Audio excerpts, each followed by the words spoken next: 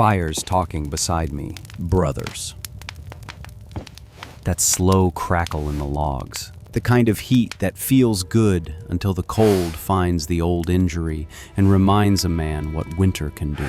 Here's the truth they don't print on the discharge papers. Leaving the battlefield doesn't mean the war ends. Sometimes the silence is worse than gunfire. Silence lets the ghosts of the past move around, right outside the edge of the light. Then the breach comes.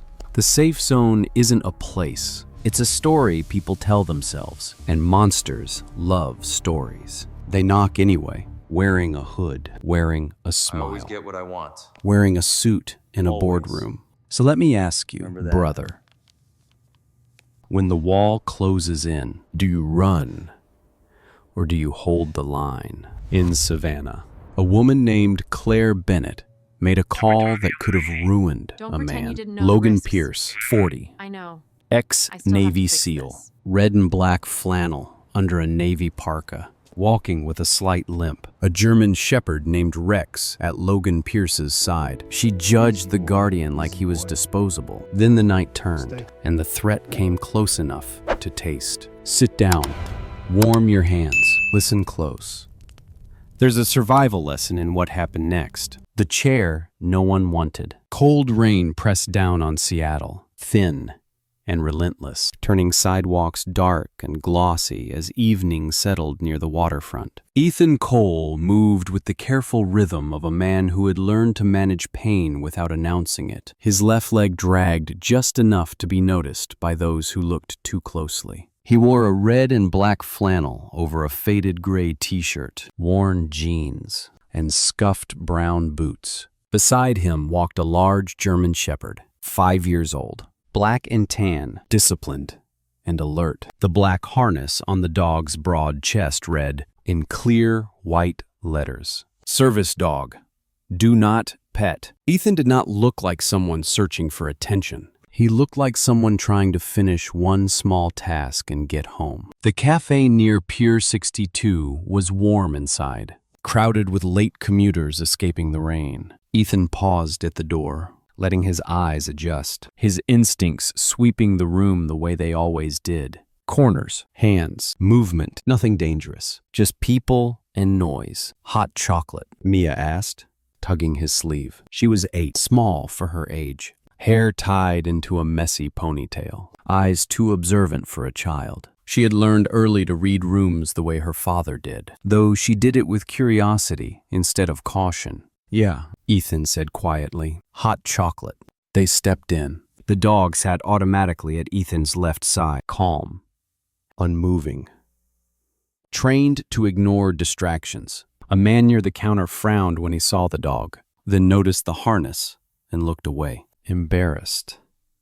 Ethan noticed. He always did. They waited in line. That was when the room shifted. A young woman stood near the far wall, half turned away from the counter. She wore a long beige coat and a knitted scarf pulled high around her neck. Her brown hair fell forward, intentionally covering the left side of her face. She kept her shoulders slightly hunched, as if trying to fold herself smaller. When she turned to speak to the barista, the scarf slipped. The burn scars were not subtle. They ran from her jawline up across one cheek and disappeared into her hairline, textured and uneven. Skin that told a story before she ever opened her mouth. The cafe went quiet in the way crowded places sometimes do. Not silent, but aware of itself. A woman at a nearby table paused mid-sip. A teenager stared, then looked down.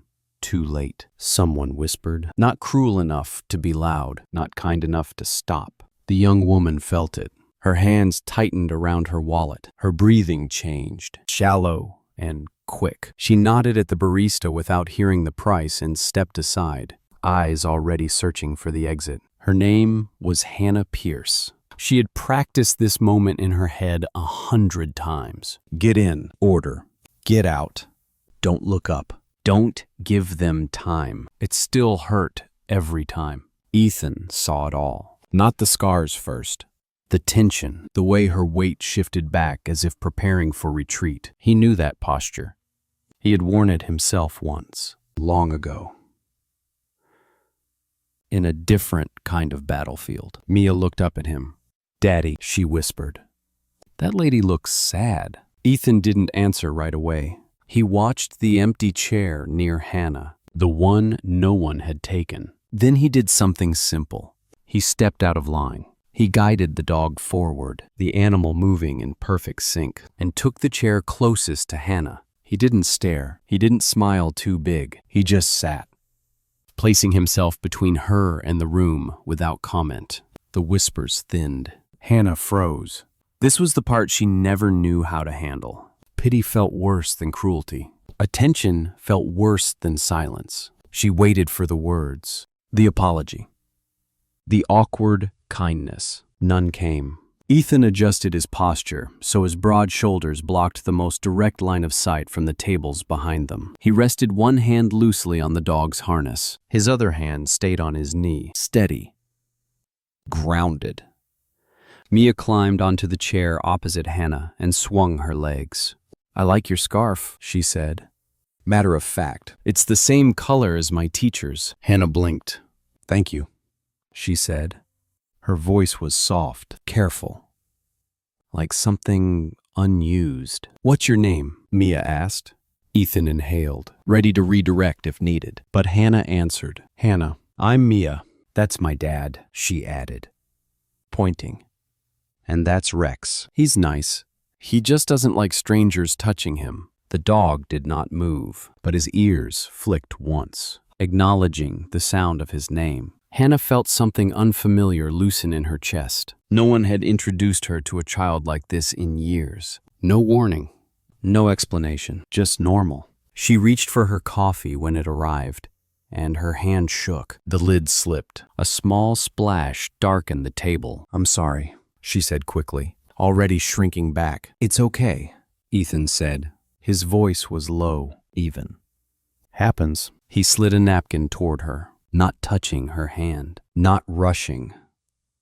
He did not look at the scar when he spoke. He looked at her eyes. Hannah nodded, swallowing hard. For a moment, the cafe felt different. Not kinder, just quieter inside her head. She did not know who this man was. She did not know why he had chosen this seat, but she knew one thing. He had not moved away. And for the first time in a long while, that felt like enough. The soft cage. Morning fog clung to downtown Seattle, dulling the glass towers and muting the traffic, as if the city itself had decided to keep its distance. Hannah Pierce stood at the window of her apartment, fingers pressed lightly against the cool glass. From 30 floors up, Seattle looked calm, controlled, safe. That was the illusion her father paid for. Behind her, the apartment was immaculate in the way no one truly lived there. Pale furniture, neutral tones, nothing sharp, nothing risky, nothing that could remind her of fire or pain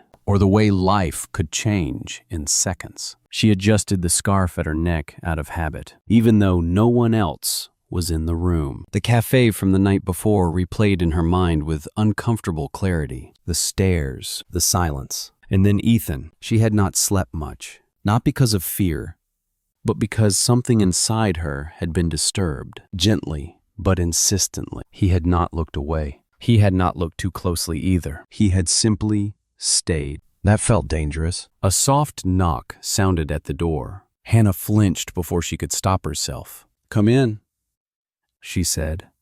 Grant Pierce entered without waiting for an answer. He was 62, tall, silver-haired, his tailored charcoal suit fitting him like armor. His presence filled the room the way authority always did. Controlled, decisive, used to obedience. "You went out last night," he said. Not accusing, simply stating fact. Hannah nodded. "Yes." Grant studied her face carefully, his sharp eyes lingering a second too long near her scarf. He hated that she still hid. He hated even more that the world made her feel she had to. "I was told you were at a cafe near the waterfront," he continued, with a man. Her shoulders tightened. He was kind. Grant exhaled slowly. Kindness is not a qualification. It's a tactic. Hannah turned away from him, looking back out at the fog. "He didn't know who I was." "That," Grant said, voice firm, is exactly the problem. He loved his daughter fiercely. That was the truth he clung to. He had watched her nearly die. He had sat through months of hospital corridors and antiseptic smells, through nights when she screamed herself awake. He had sworn no one would ever hurt her again. In doing so, he had built walls so high she could barely see the sky. "I have people who watch these things," Grant said.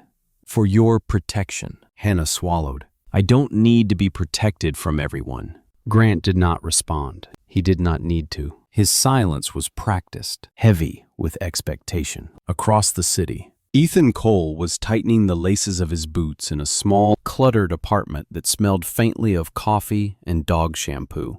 The red and black flannel hung open over a plain, dark shirt. He rolled his shoulders once, easing stiffness from a night spent half awake. Rex sat near the door, black and tan coat gleaming even in the low light. The service dog watched Ethan closely, ears alert, waiting. "You ready?" Ethan asked quietly. The dog rose immediately. Mia emerged from her room, backpack slung crookedly over one shoulder. "Is Hannah coming today?" she asked. Hopeful. Ethan hesitated. He had replayed the cafe too, though from a different angle. He had not planned to sit with Hannah. He had simply refused to move away. Still, he knew the world she likely lived in. He had seen men like Grant Pierce before. Not billionaires, but commanders, officials, people who believed control equaled care. "I don't know," he said honestly, "but we're taking this back." He reached into his jacket pocket and pulled out a small hair clip, pink plastic with a chipped edge. "You dropped this." Mia smiled. "Can we give it back to her?" "We'll try." The used bookstore sat tucked between a closed record shop and a noodle place that smelled of garlic and steam. It was quiet, neutral ground, safe. Hannah arrived early, heart pounding harder with each step up the worn concrete stairs. She had chosen her clothes carefully. A long coat, soft colors. She left the scarf loose instead of tight. That felt like a small rebellion. When Ethan entered, flannel, unmistakable. Rex at his side. She noticed the limp again. Subtle, managed, familiar in its restraint. "Hi," she said. "Hi," he replied. Mia rushed forward. "You forgot this." She handed over the clip as if it were a priceless artifact. Hannah laughed softly before she could stop herself. The sound surprised them both. "Thank you," she said. "I thought I'd lost it." They sat among tall shelves and the smell of old paper. Hannah told them she designed interiors, mostly from home now. Ethan spoke about elevators and machinery, about fixing things people only noticed when they broke. She did not mention her father. He did not mention his past. Neither needed to. Unseen from the street, a man stood across the road, phone pressed to his ear. Logan Shaw watched through the bookstore window, eyes sharp, calculating. 35. Immaculate suit, smile practiced and hollow. "Yeah," he murmured.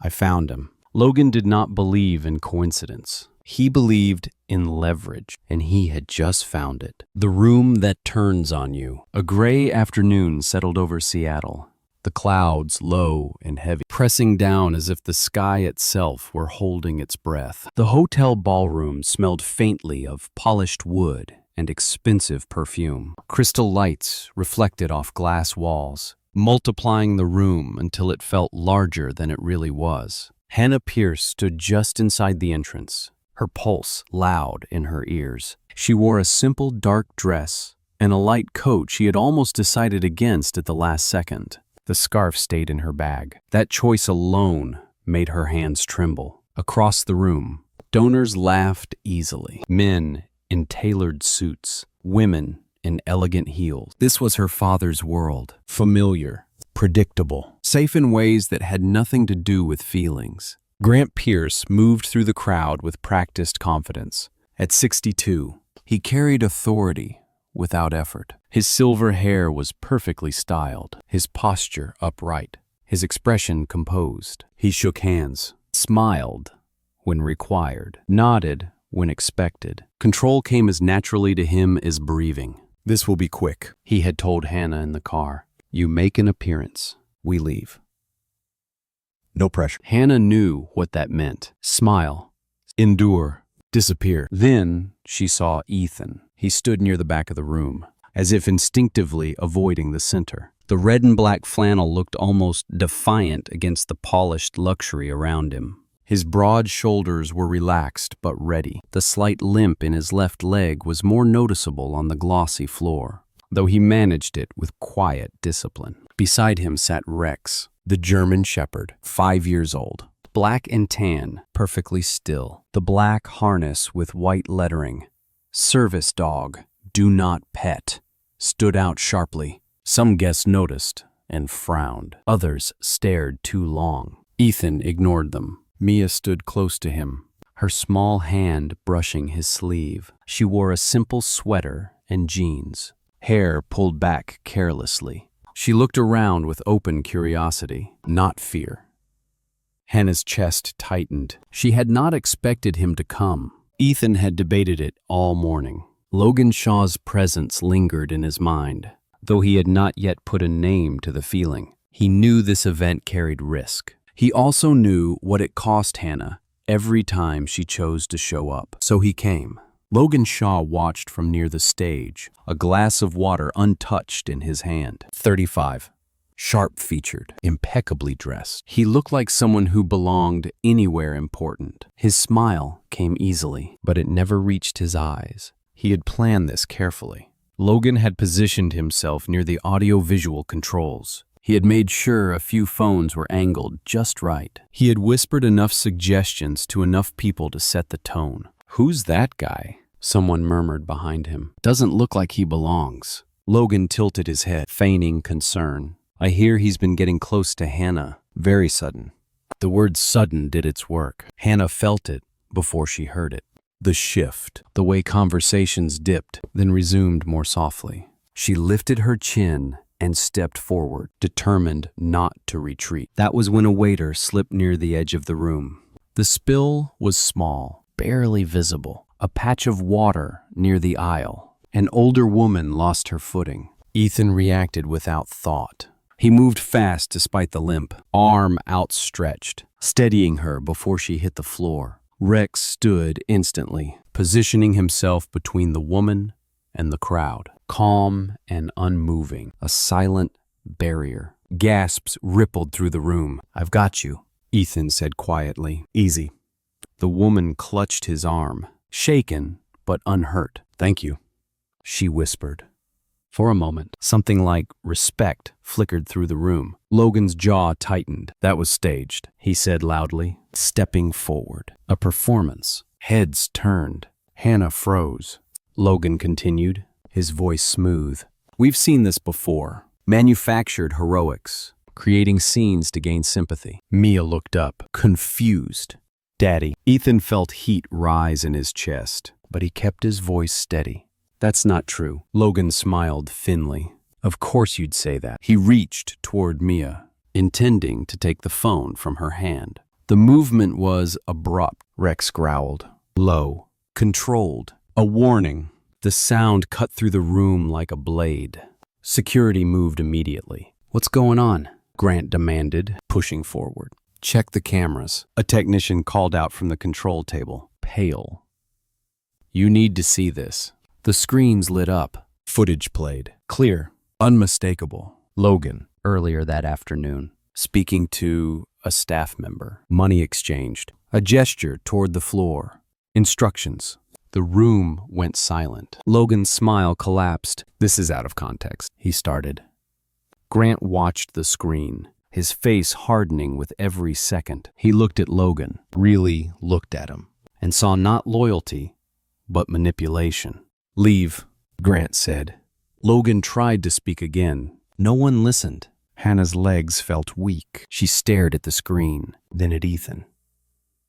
At Mia, clutching her father's hand. At the dog, standing guard without aggression, without fear. Something inside her settled. Grant turned to her. "Hannah." She met his gaze. For the first time, she did not shrink. "I want to go," she said. "With them."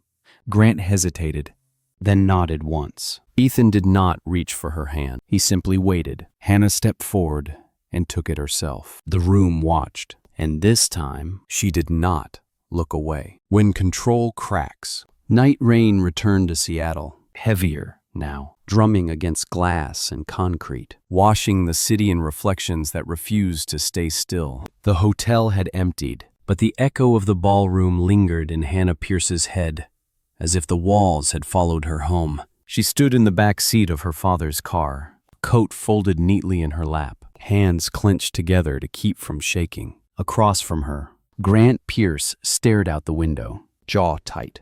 The man who had once commanded rooms with ease now looked older, his shoulders carrying a weight no tailored suit could hide. No one spoke. Hannah's mind replayed the moment again and again. Logan's confident voice, the screen lighting up, the truth spilling out in front of people who had already decided who she was before she entered the room. And Ethan, the way he had stood still when accused, the way he had not defended himself with anger or shame, the way he had waited for her choice. At the apartment building, Grant finally broke the silence. "You embarrassed yourself tonight," he said quietly. Hannah closed her eyes. "No," she replied. "You were embarrassed." Grant turned, startled.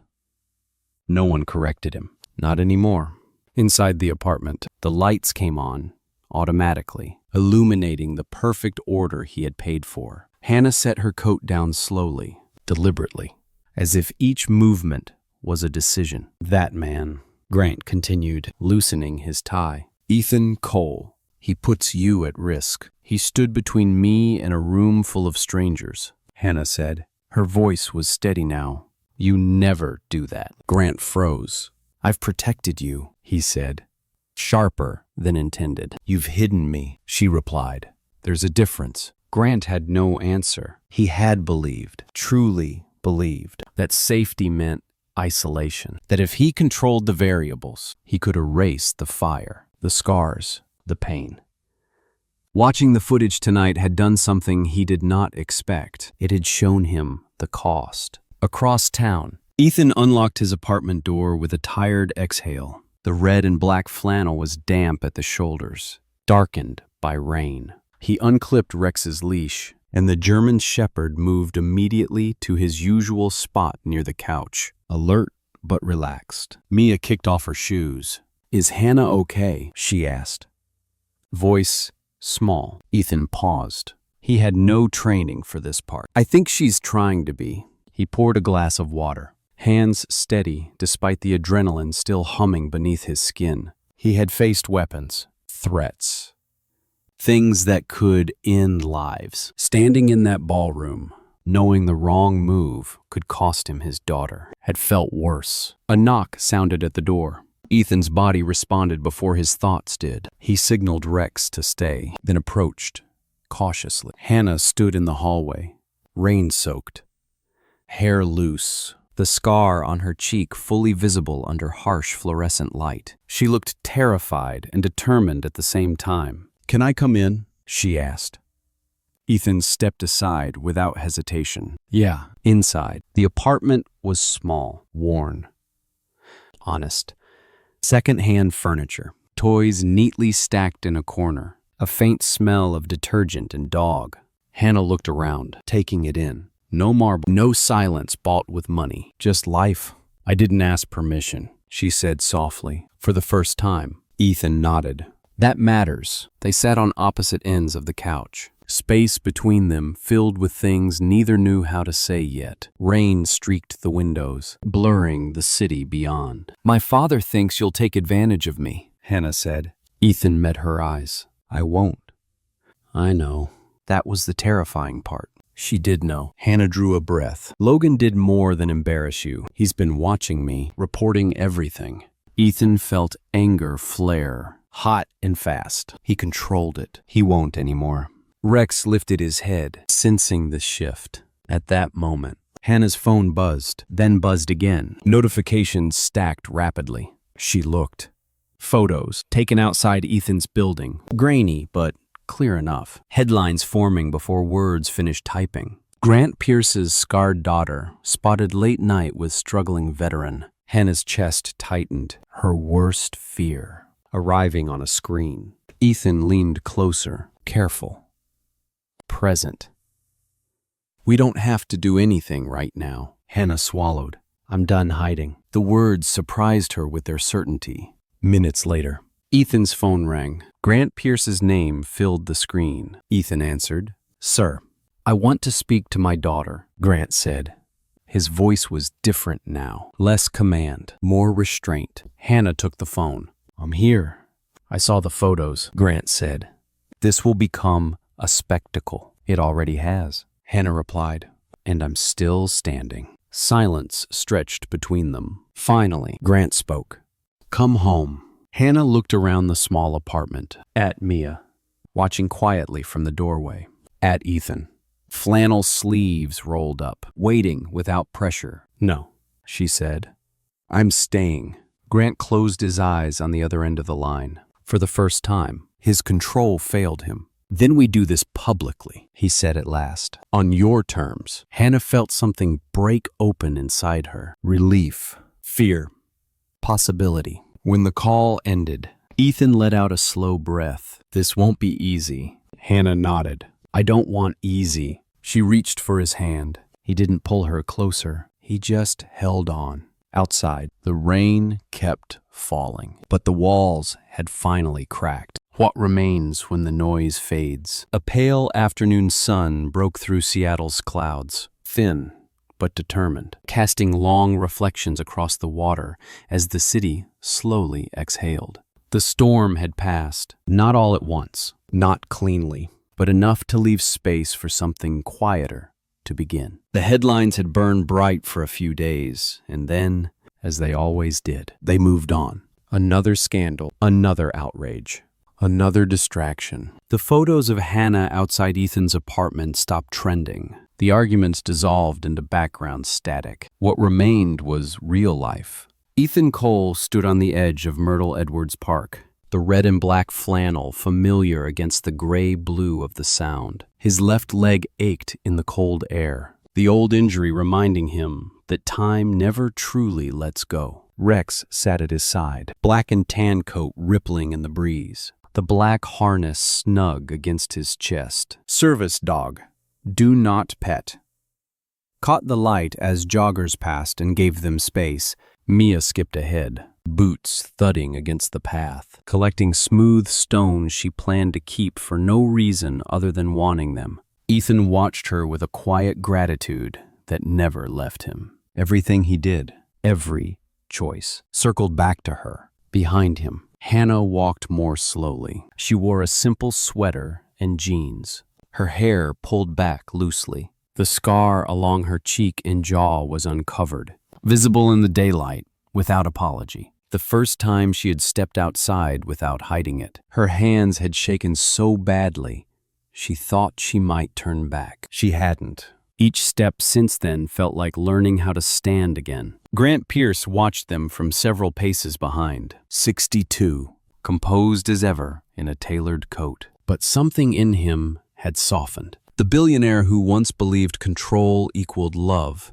now understood how close he had come to losing his daughter completely. He had fired Logan Shaw without ceremony. The legal consequences followed swiftly, the kind of instant collapse Logan had always assumed happened only to other people. Grant did not interfere. Some lessons, he had realized, needed to land hard. You don't have to walk back there, Hannah said quietly, glancing over her shoulder. Grant shook his head. I want to see who you are now. Hannah nodded. That was enough. They reached a bench overlooking the water. Ethan sat carefully, easing the tension from his leg. Rex lay down immediately, alert but relaxed, eyes scanning the horizon. Mia plopped onto the bench between Ethan and Hannah, swinging her legs.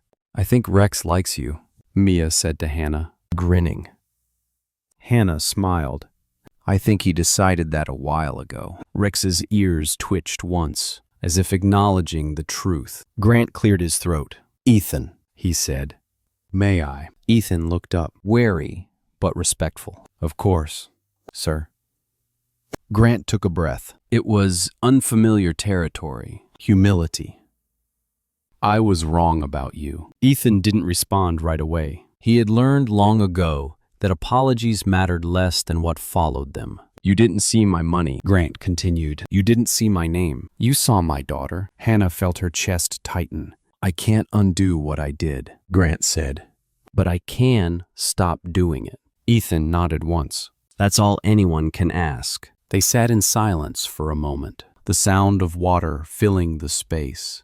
Later that afternoon, when Grant excused himself to take a call, Ethan and Hannah walked a little farther down the path. Mia ran ahead with Rex, the dog keeping pace with practiced ease. Hannah stopped near the railing. She stared out at the water, sunlight catching the uneven texture of her scar. I spent so long thinking my life was over, she said softly, that everything meaningful had already happened to the person I used to be. Ethan leaned against the railing beside her, flannel sleeves rolled up. I thought the same thing, he admitted.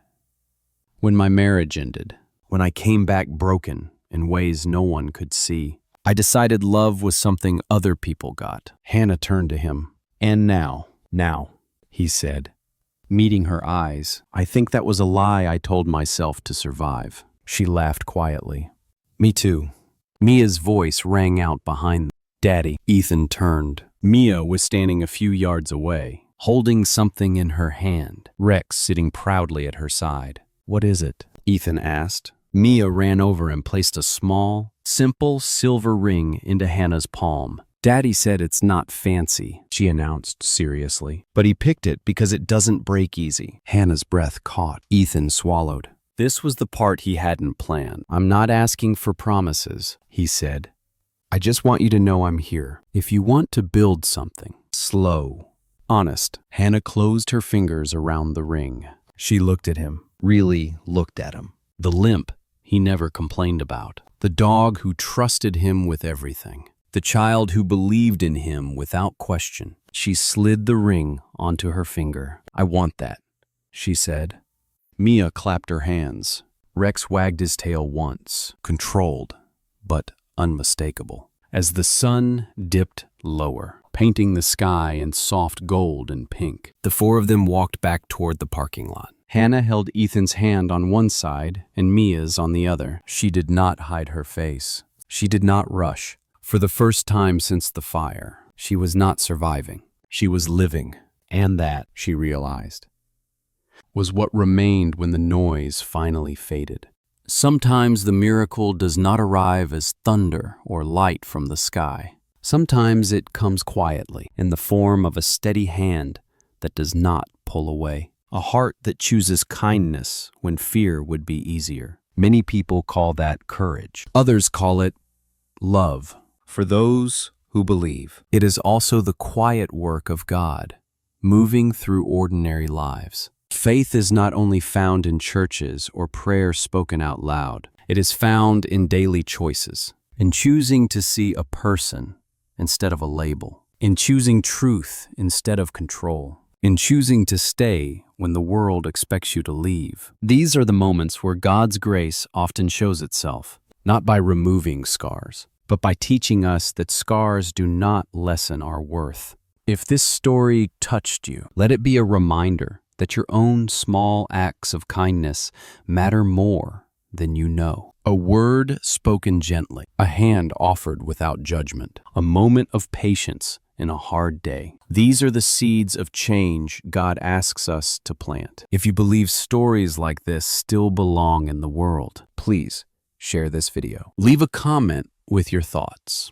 and subscribe to the channel to support more stories of hope, justice, and healing. May God bless you, protect you, and walk with you in every ordinary miracle of your life.